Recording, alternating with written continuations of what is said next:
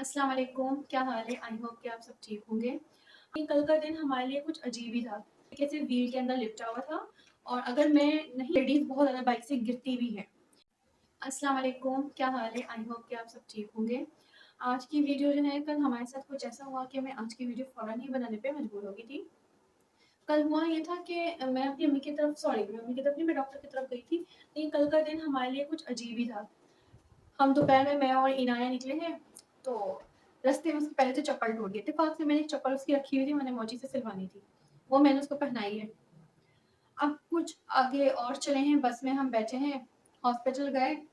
Hospital जब गए तो जब मेरा नंबर मैं ले रही थी तो उसी वक़्त डॉक्टर का फ़ोन आ गया कि पता चला कि डॉक्टर नहीं आ रहा। अच्छा जहाँ काफ़ी मुझे मायूसी हुई क्योंकि इतनी दूर से जाना पड़ता है, डॉक्टर कोई जो है ना अच्छा वहीं बैठता है। यहाँ के डॉक्टर का मुझे कोई इतना ख़ास इल्म नहीं है। तो फिर मैं सोचा कि चलो मैं यहाँ तक आ गई हूँ, टाइम भी है क्योंकि मैंने मार्केट भी जाना था, बाज़ार था, लगा हुआ था। तो मैं सोचा कि पहले मैं अम्मी की तरफ चली जाती हूँ। अभी हम हॉस्पिटल से निकले, जो अनाया ने चप्पल पहनी हुई थी, वो भी टूट गई। खैर, रिक्शे में बैठे बेचारी बड़ी मुश्किल से स्टॉप तक गई और उतर के फिर फ़ौरन मैं मोची के पास गई, इसका चप्पलें जोड़ने के लिए दोनों के दोनों दी हैं मैंने और अम्मी की तरफ घर आई हूँ। अब शाम के टाइम में निकली घर के लिए। अभी हालाँकि हम बाइक पे बैठे थे, मैं अबाया में थी, सारा अबाया वगैरह मैंने भी अपना सेट करा समेटा।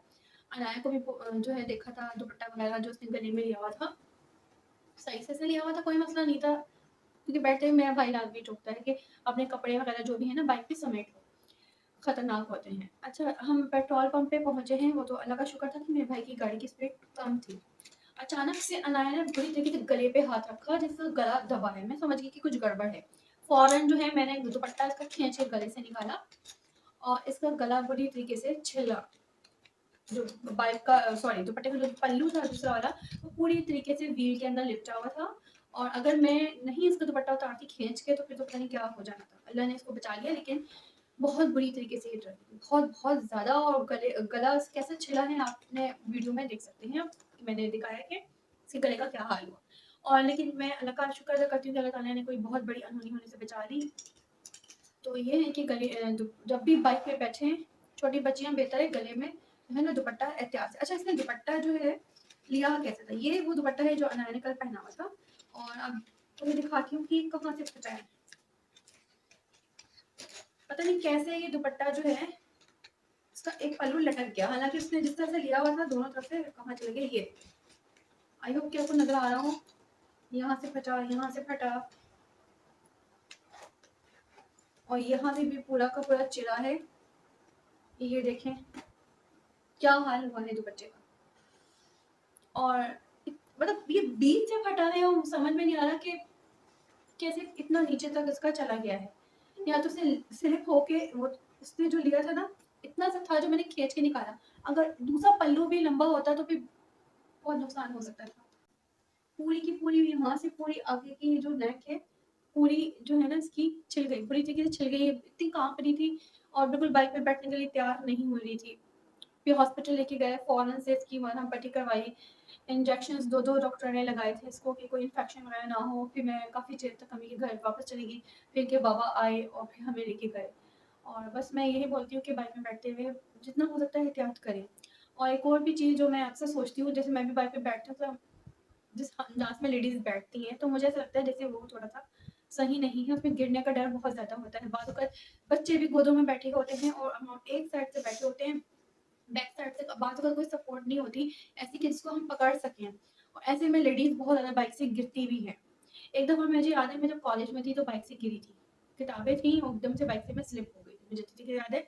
लेकिन शुक्र है कि उसमें मुझे किसी किस्म की कोई चोट नहीं लगी थी, सेफ थी। लेकिन ऐसे बाज़ औक़ात जब भरी ट्रैफ़िक होती है या बहुत मेन रोड होती है वहाँ पे खतरनाक हादसात भी हो जाते हैं। तो बहुत एहतियात करें। अगर बहुत बेहतर हो कि जैसे जेंट्स बैठे हैं उसी स्टाइल में बैठें, अगर पीछे आपके कोई पकड़ने के लिए सपोर्ट ना हो। मोस्टली मैंने बाइक्स में देखा नहीं होता, जिन बाइक्स में कैरियर होता है उनमें तो मसला नहीं होता, आप पकड़ सकते हो। लेकिन जिन बाइक्स में कैरियर नहीं है तो पकड़ने के लिए कुछ नहीं है तो बेहतर है कि इस चीज़ से अवॉइड ही किया जाए, क्योंकि इंसानी जान से ज़्यादा कीमती कोई भी चीज़ नहीं है और वैसे भी बाइक को शैतानी सवारी बोला जाता है। आई होप कि आप लोग जो है मेरी बात समझ में आई होगी और सब एहतियात करें। हम भी एहतियात करते थे लेकिन वही बात है ना, जो बात होने वाली होती है वो हो जाती है। हालाँकि हम देख के बैठे थे कि कोई कपड़े वगैरह तो नहीं लटक रहे, लेकिन वो शायद रेशमी था फैब्रिक उसका, तो स्लिप होके एक साइड पल्लू लंबा हो गया और बस शुक्र था कि जो बाइक की स्पीड थी वो इंतहा से ज़्यादा स्लो थी। वो पेट्रोल पंप पे चढ़ रहा था तब हमारे साथ ही एक्सीडेंट हुआ था।